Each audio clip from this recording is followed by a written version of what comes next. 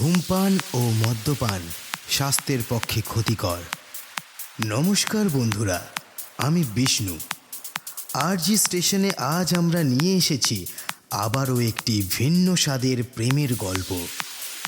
দীনেশ ঘোষাল রচিত লাবণ্য। এই গল্পে বর্ণিত চরিত্র ও ঘটনাগুলি সম্পূর্ণ কাল্পনিক।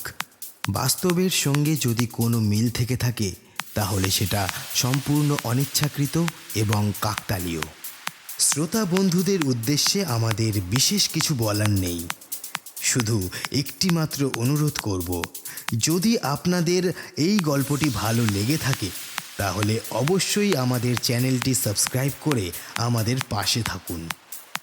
তাহলে চলুন শুরু করা যাক দীনেশ ঘোষাল রচিত লাবণ্য।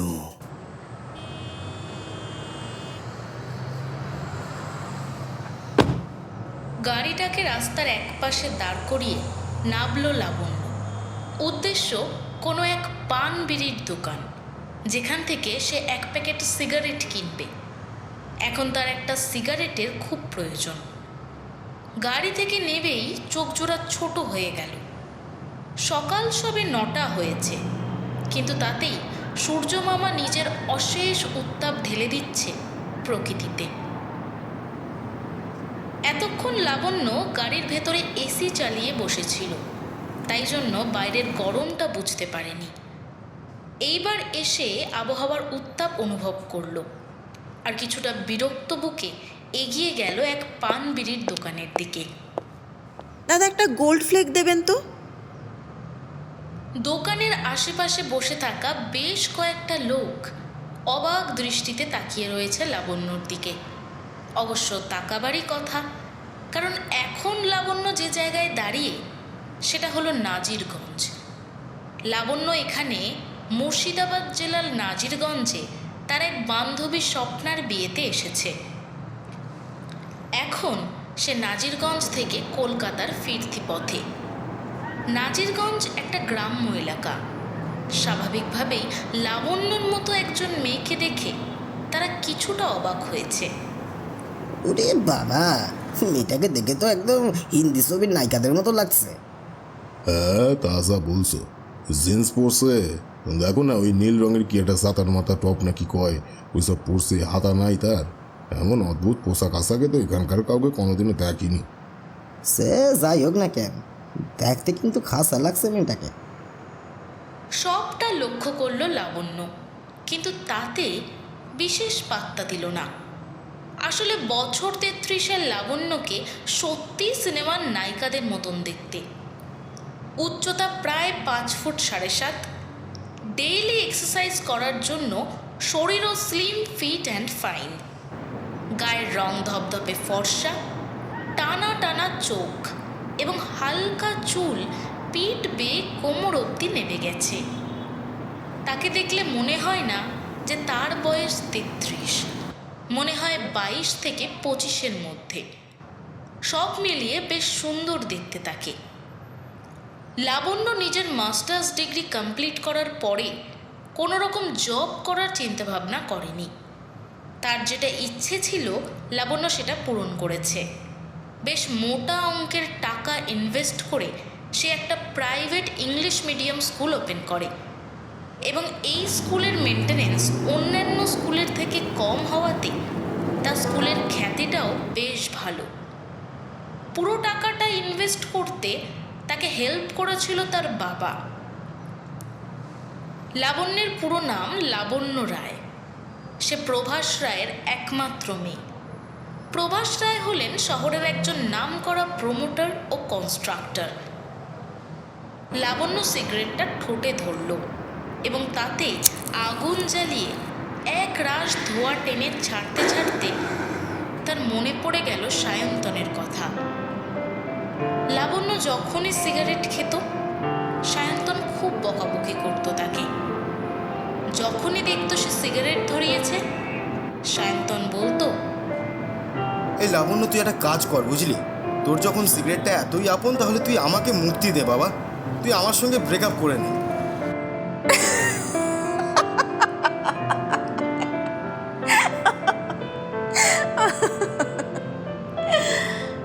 বাবা, তোর মুক্তি চাই বুঝি, তাও আমার হাত থেকে? তা তো বোধহয় সম্ভব নয় রে। একমাত্র মুক্তি মৃত্যুর পরে, আর তার আগে আমাকে কেউ তোর থেকে আলাদা করতে পারবে না। আসলে কি জানিস তো, সিগারেটটা খায়। তুই ইচ্ছা করে তাই কথায় কথায় নিজের সঙ্গে সিগারেটের তুলনা করছিস। আরে তোর জন্য তো আমি এই পৃথিবী ছেড়ে দিতে পারি। লাবণ্যর এই ধরনের কথা শুনে মুখ ভাঁড় করে বসে থাকতো সায়ন্তন। সে লক্ষ্য করত কোনো দিনই সে লাবণ্যের কাছে কথাই জিততে পারত না। ঠিক কোনো না কোনো আছিলায় লাবণ্য তাকে ভুলিয়ে দিত।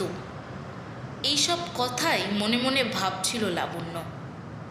সাথে সাথে কয়েক ফোঁটা জল দেখা গেল তার চোখে। আসলে সে বলতো না যে মৃত্যু বোধহয় তাদের একে অপরকে আলাদা করতে পারবে। বাস্তবেও তাই ঘটল। মৃত্যুই আলাদা করল লাবণ্য আর সায়ন্তনকে। লাবণ্যের সঙ্গে সায়ন্তনের পরিচয় কলেজ লাইফে, তারপর বন্ধুত্ব ধীরে ধীরে পরিণত হলো প্রেমে। লাবণ্য যেমন কোটিপতি ঘরের মেয়ে, কিন্তু সায়ন্তন ছিল খুব সাধারণ ঘরের ছেলে। তবে সে নিজের পড়াশোনা কমপ্লিট করার পরে একটা ভালো চাকরি জুটিয়ে ফেলে এবং পাশাপাশি করত ইউটিউবে ব্লগিং, এবং সেখান থেকেও কিছু টাকা রোজগার করত। তাদের দুজনের ভালোবাসা ছিল একেবারে নিখুঁত ও নিঃস্বার্থ। একে অপরের সঙ্গে ভুল বোঝাবুঝিও কোনো রকম ছিল না। ছিল একে অপরের প্রতি অমোঘ টান ও বিশ্বাস। লাবণ্যের বাবাও সায়ন্তনের সঙ্গে এই সম্পর্ক নিয়ে কিছুটা অনিচ্ছা প্রকাশ করেছিল, কিন্তু বিশেষ আপত্তি করতে পারেননি, কারণ একমাত্র মেয়ে। তার উপরে আবার লাবণ্য একজন স্বাধীনচেতা আধুনিক সমাজে বিশ্বাসী মেয়ে।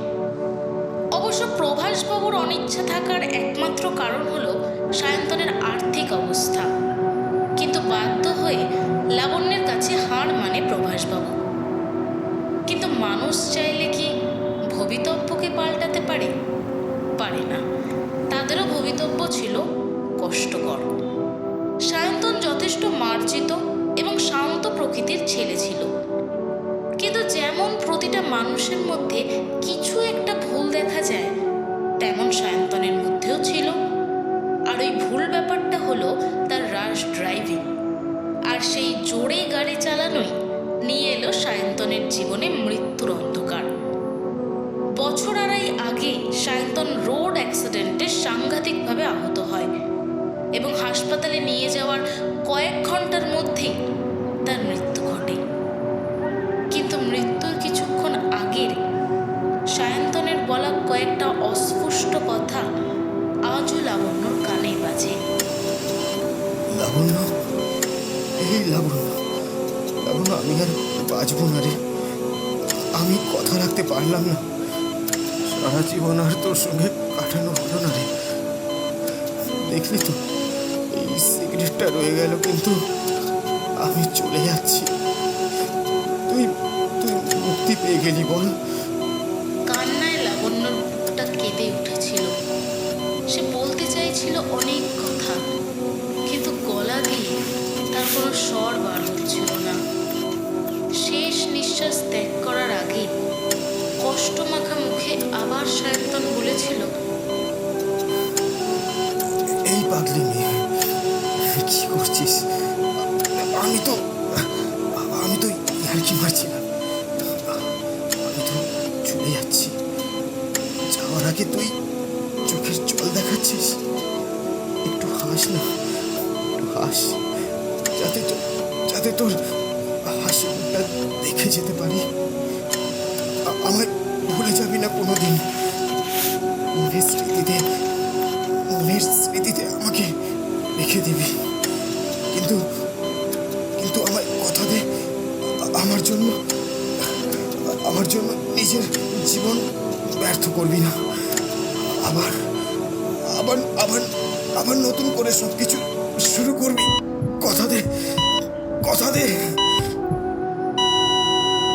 এই ছিল সায়ন্তনের শেষ কথা। তারপরে সে ঢলে পড়ে মৃত্যুর কোলে। এই ঘটনা ঘটনার পরে প্রায় বছর খানেক লাবণ্য প্রকৃতস্থ হতে পারেনি। ধীরে ধীরে সায়ন্তনের শোকটা সে কাটিয়ে উঠেছে, কিন্তু সায়ন্তনের স্মৃতি তার সারা যৌবনকাল জুড়ে। এত সহজে কি করে নতুনভাবে জীবন শুরু করবে সে বুঝতে পারে না। অবশ্য এসবের মধ্যে প্রভাসবাবুর এক সুবিধে হয়েছে যে তিনি এবার নিজের ইচ্ছে মতন কোনো বড় ঘরে মেয়েকে বিয়ে দিতে পারবেন। কিন্তু যখনই এই কথা প্রভাসবাবু লাবণ্যর সামনে তুলত, রাগে গর্জে উঠত লাবণ্য। তাই প্রভাসবাবু আর বেশি কিছু বলতে পারতেন না। সায়ন্তন চলে যাওয়ার পরে গত 2 বছর বেশ নির্ঝঞ্ঝাটে কাটছিল। নিজের প্রেমিককে হারানোর দুঃখ আর কষ্ট নিয়ে একাকিত্বেই জীবন কাটাচ্ছিল লাবণ্য। বিপত্তি বাঁধল 6 মাস আগে। প্রতিবারই কিছু অঘটন ঘটলে তা ভোগ করতে হয় মধ্যবিত্ত মানুষদের, কিন্তু এবারে হলো তার ঠিক উল্টোটা। ভারতবর্ষের বড় বড় কোম্পানিগুলোর মধ্যে একটি বড় কোম্পানির নাম এজি কর্পোরেশন। এই এজি কর্পোরেশনের টাই আপ ছিল গোটা ভারতবর্ষ জুড়ে বড় বড় বিজনেসম্যানেদের সঙ্গে, তার মধ্যে লাবণ্যর বাবাও একজন। তবে এই এজি কর্পোরেশন থেকে হওয়া কোনো এক গণ্ডগোল ভারতবর্ষের পুরো ব্যবসায়ী সমিতিকে নাড়িয়ে দেয়, এবং স্বাভাবিকভাবেই লাবণ্যর বাবা প্রভাসবাবুও পড়েন মহা আর্থিক সংকটে। তবে সেই সময় তার পাশে এসে দাঁড়ায় তার পুরনো এক বন্ধু এবং একজন বড় মাপের ব্যবসায়ী সজল মিত্র। সজলবাবুর সাহায্য করাতে প্রভাসবাবু বেশ আর্থিকভাবে সচ্ছল হয়ে পড়েন আবার। কিন্তু বিপত্তি বাধে অন্যদিকে। এই সজলবাবুর একমাত্র ছেলে অর্ণব মিত্র বখাটে, লম্পট, নেশাখোর এবং গুন্ডা প্রকৃতির ছেলে এই অর্ণব মিত্র। সে হাত ধুয়ে পড়ে যায় লাবণ্যর পিছনে এবং তার ইচ্ছে সে লাবণ্যকে বিয়ে করবে। বহু চেষ্টা করে লাবণ্য তার কাছ থেকে পিছু ছাড়াবার, কিন্তু এই অর্ণব আঠার মতো লেগে আছে তার পিছনে। লাবণ্যর মাথায় একটা ফন্দি খেলেছিল যে সে কোনো এক ছেলেকে নিজের বয়ফ্রেন্ড রূপে সবার সামনে দেখালে অর্ণব হয়তো তাকে রেহাই দেবে।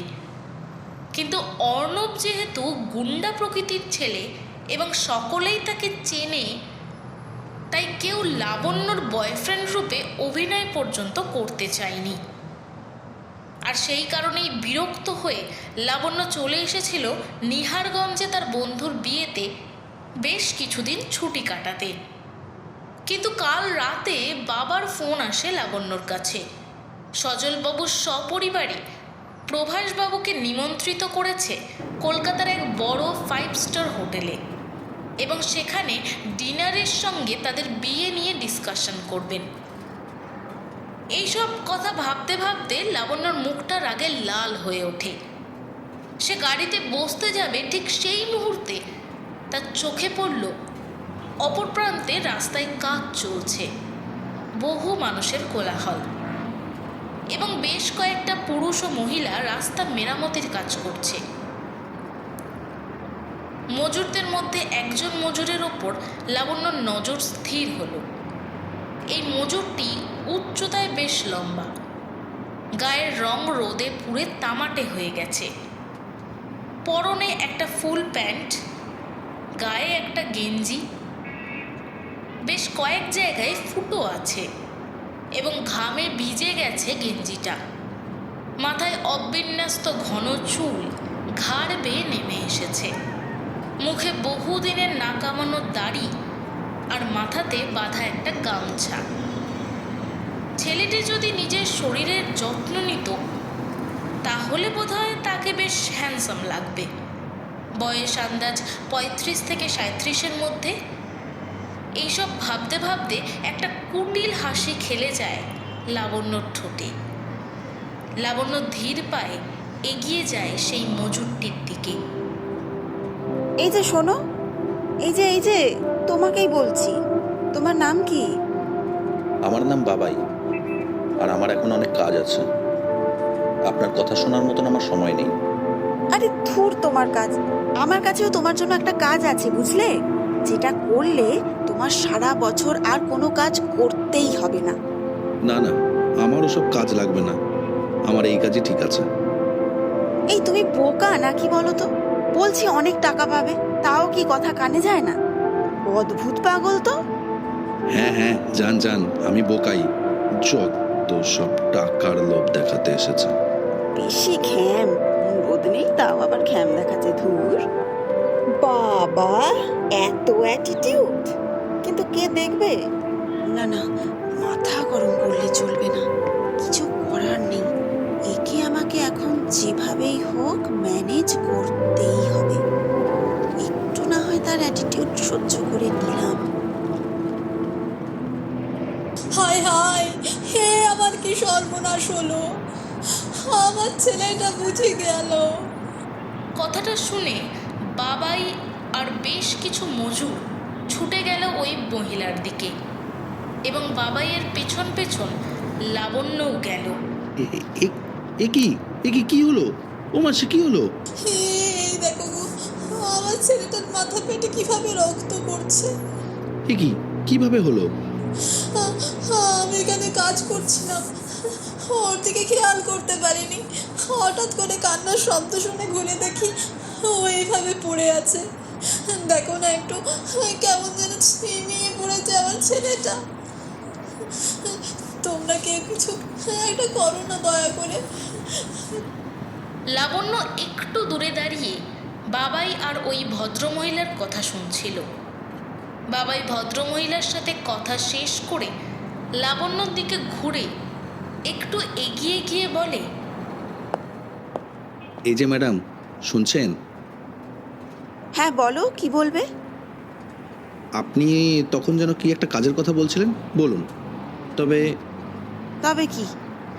তবে আমি টাকা নেব না, কিন্তু ওই ছেলেটা ওখানে পড়ে আছে, তার চিকিৎসার সমস্ত ব্যবস্থা আপনাকে করে দিতে হবে। ছেলেটির মুখে এই কথাটা শুনে লাবণ্য বেশ খানিকটা অবাক হয়। সে মনে মনে ভাবতে থাকে যে এখনকার দিনেও এমন মানুষ আছে যে কিনা নিজের জন্য না ভাবলেও অন্যের বিপদ হয়েছে দেখে তার জন্য এতটা ভাবছে। আচ্ছা বেশ বেশ, তাই হবে। তুমি চলো আমার সাথে, আমি ব্যবস্থা করে দিচ্ছি। আমি আমার ড্রাইভারকে বলছি ওনাদের নিয়ে হাসপাতালে যেতে, এক্ষুনি সমস্ত চিকিৎসার ব্যবস্থা হয়ে যাবে। কিন্তু কোথায় নিয়ে যাবেন আমাকে? সব বলবো যেতে যেতে, কিন্তু আমি ঠিক যেমনটা বলবো তেমনটাই করবে সেখানে গিয়ে, ঠিক আছে? এক কথায় বলতে গেলে তোমাকে একটু অভিনয় করতে হবে। আচ্ছা বেশ, কি করতে হবে আমাকে বলে দেবেন, আমি সেই মতো কাজ করে দেব। ড্রাইভার দাদা, শোনো একটু। হ্যাঁ বলুন দিদি। তুমি ওই বাচ্চাটা আর ভদ্রমহিলাকে নিয়ে এক্ষুনি হাসপাতালে যাও। আমার গাড়িটাই দিয়ে দিতাম, কিন্তু আমাকে যত তাড়াতাড়ি সম্ভব বাড়িতে ফিরতে হবে, তাই এখান থেকে একটা গাড়ি ধরে মেন রাস্তা অবধি যাও। আমি তোমাকে বেশ কিছু টাকা পাঠিয়ে রাখছি, আর বাচ্চাটার চিকিৎসার যাবতীয় যা খরচা হবে আমাকে জানাবে। আচ্ছা দিদি। সাবধানে, যত তাড়াতাড়ি সম্ভব হাসপাতালে নিয়ে যাও ওকে। দেখো বাচ্চাটার যেন কিচ্ছু না হয়। না না, কিচ্ছু হবে না, আমি সাবধানেই নিয়ে যাব। আর তুমি আমার সাথে এসো।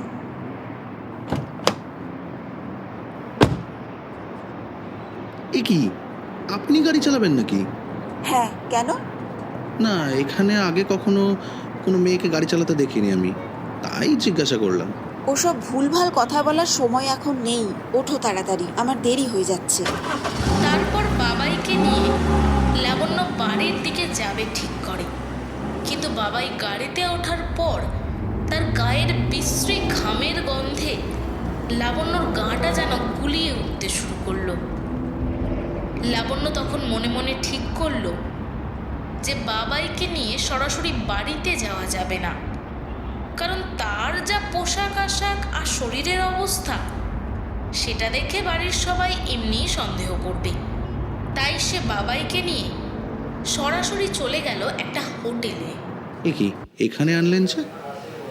আপনি যে বললেন অভিনয় করতে হবে, তাহলে এখানে কেন? আর আপনি তো কার একটা বাড়ি নিয়ে যাবেন বললেন।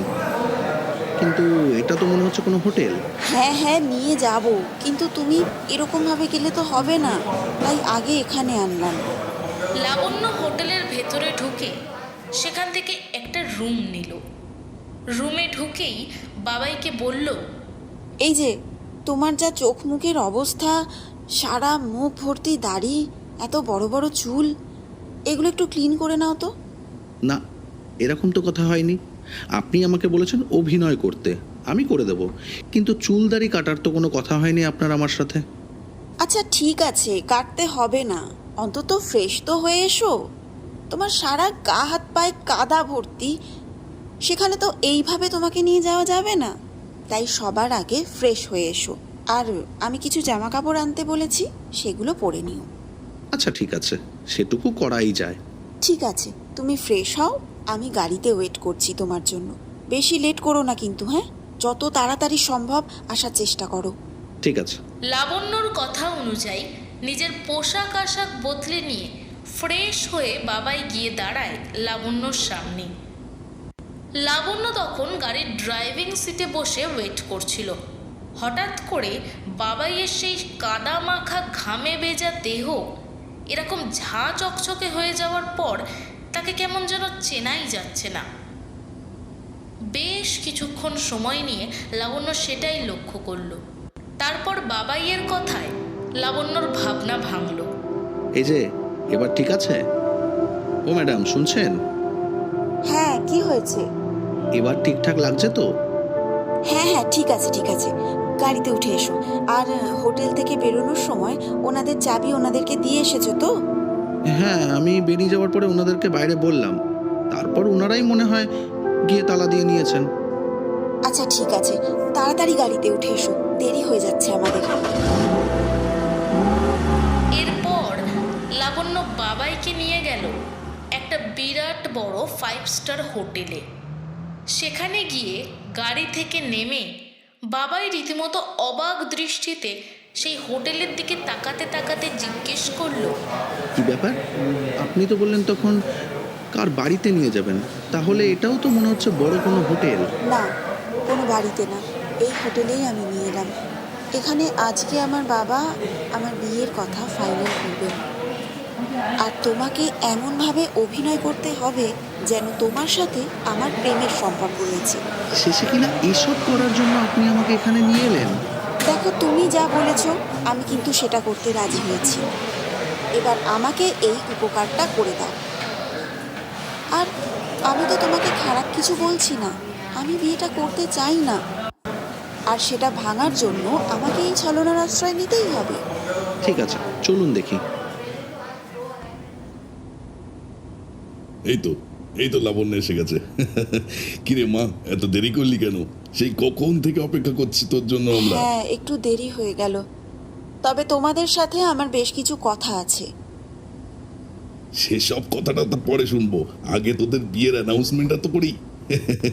আর রেজিস্টারও না, চলে এসেছে। এসবের আগে আমার কথাটা বলতে হবে। আর কিসের রেজিস্টার, কিসের অ্যানাউন্সমেন্ট?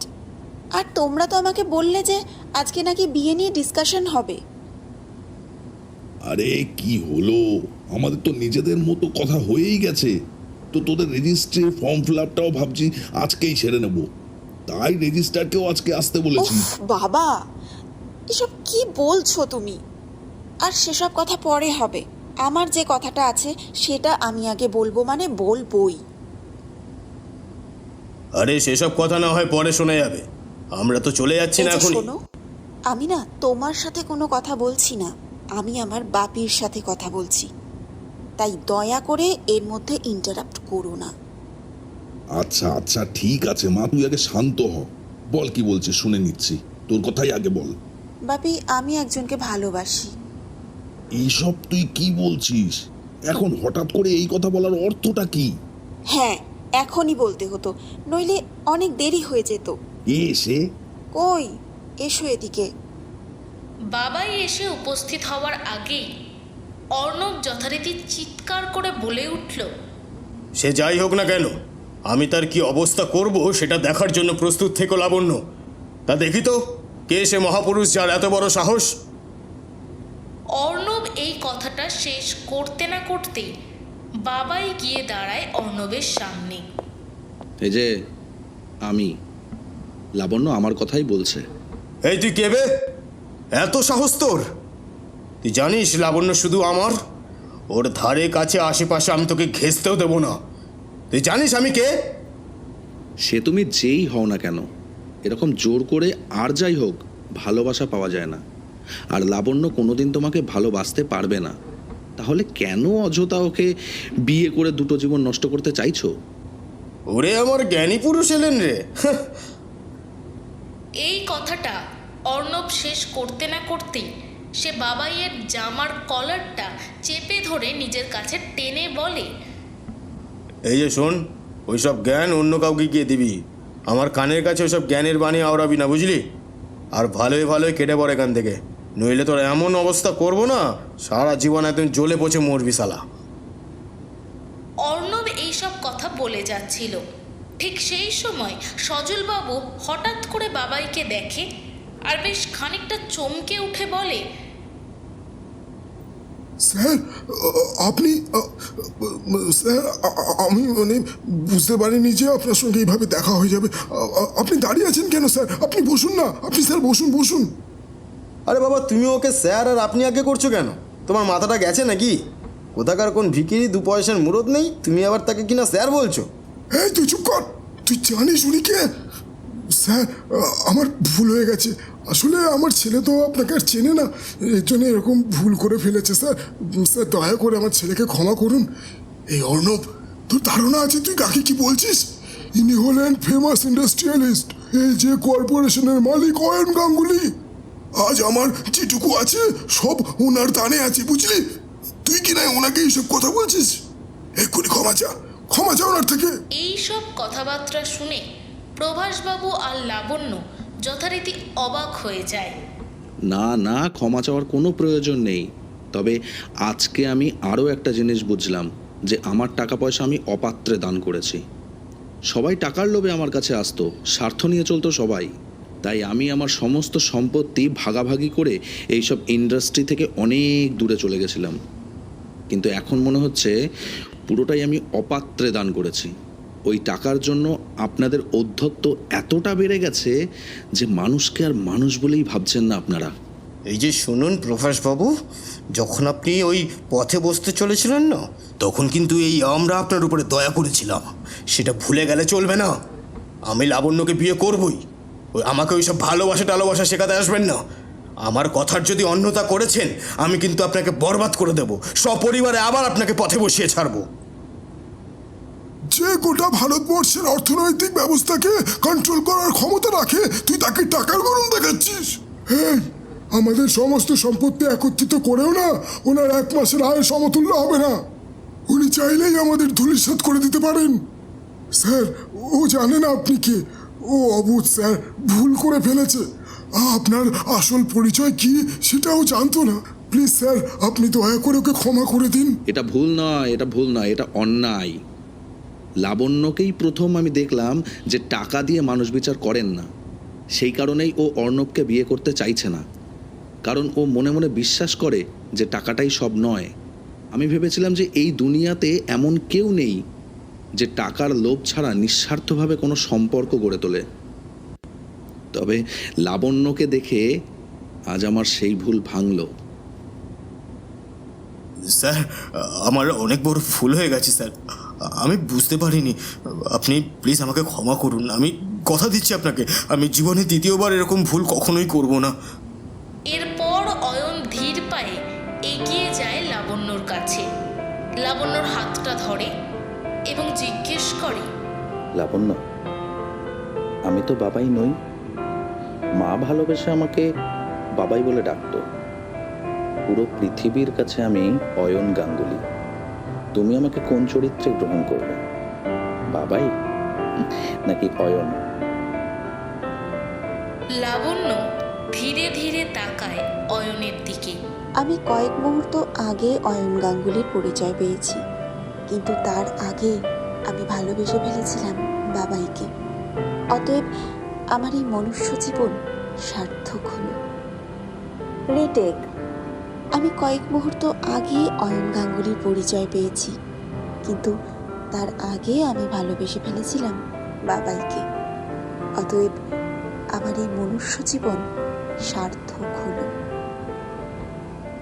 এরপর আর কি, যেটা আপনারা ভাবছেন সেটাই হলো।